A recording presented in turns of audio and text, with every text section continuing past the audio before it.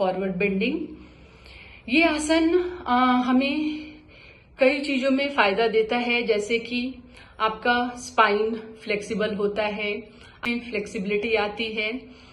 दूसरा है जिनको बैक पेन का इश्यूज है, बैक पेन आपका ठीक करता है, मदद करता है, आपके पैरों में फ्लेक्सिबिलिटी बढ़ाता है, इसे ओपन करने में ये हेल्पफुल है।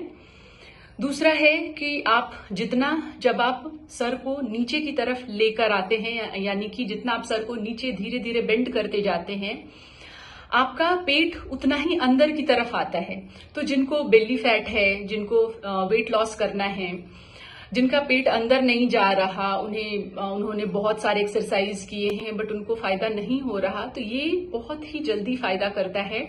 क्योंकि जितना आप पेट को अंदर लेकर जाते हैं, जितना आपका पेट अंदर की तरफ जाता है, आपका सर उतना ही जमीन की तरफ झुकता जाता है। तो धीरे धीरे जब आप प्रैक्टिस करेंगे, आपने जब स्टार्ट किया है, अगर आप बिगनर्स हैं, आपने स्टार्ट किया है, तो आपको बहुत सारी मुश्किल आएंगी।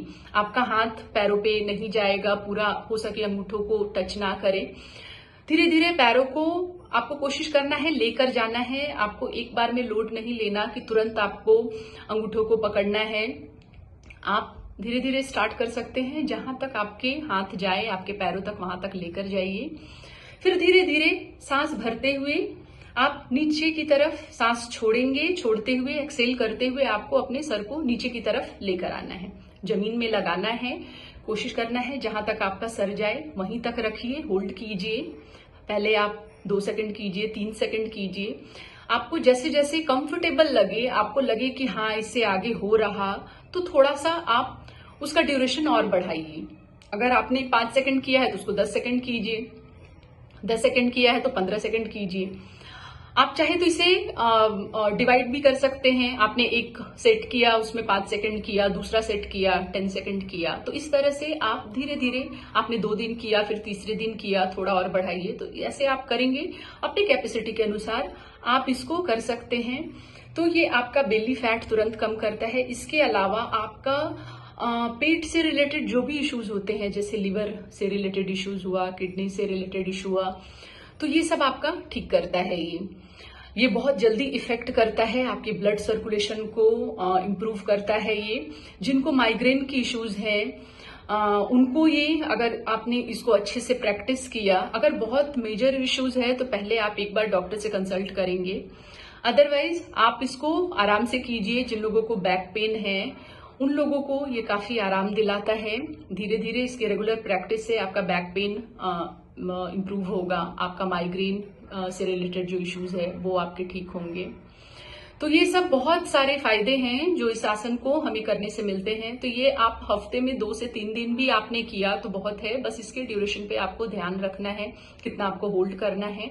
तो अपने कैपेसिटी के अनुसार आप इसको होल्ड कीजिए और धीरे धीरे रेगुलर प्रैक्टिस करते हुए इसे धीरे धीरे आप इंक्रीज कर सकते हैं।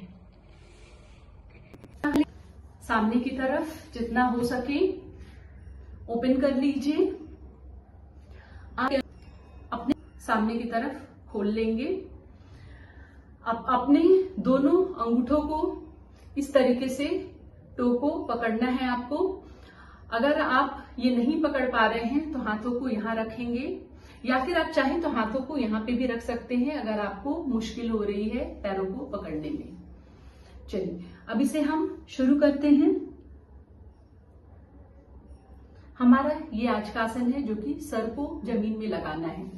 अब इसका प्रोसेस ये है, सबसे पहले हमने आपको बताया कि आपको अपने पैरों को पकड़ना है। आप अपने अनुसार जहां आपका हाथ जा रहा है वहां अपने हाथों को रखेंगे। उसके बाद सांस लीजिए। अब सांसों को भरते हुए फिर इसे धीरे धीरे छोड़ते हुए आपको नीचे की तरफ आना है। अगर आपका सर नहीं लग रहा है कोई बात नहीं, आप यहां तक अपने सर को रखें। जिनका और नीचे आ रहा तो और नीचे रखेंगे, जिनका जमीन में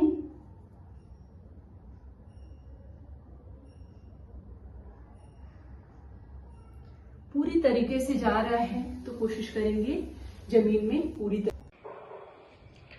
आई होप आप लोग को मेरा ये वीडियो पसंद आया होगा। इस वीडियो के माध्यम से मैंने ये कोशिश की है कि जितना हो सके आपको एटलीस्ट इसके लिमिटेशंस क्या हैं, क्या सावधानियां हैं जो आपको ध्यान रखना चाहिए, क्या फायदे हैं, क्योंकि अगर आप कर रहे हैं तो आपको एटलीस्ट ये पता होना चाहिए कि आप किस लिए कर रहे हैं, आपको क्या फायदे हो रहे हैं इससे। तो अगर आपको मेरा ये वीडियो आज का पसंद आया हो, प्लीज इसे लाइक कीजिए, सब्सक्राइब कीजिए और जितना हो सके इसे शेयर कीजिए। Thank you so much.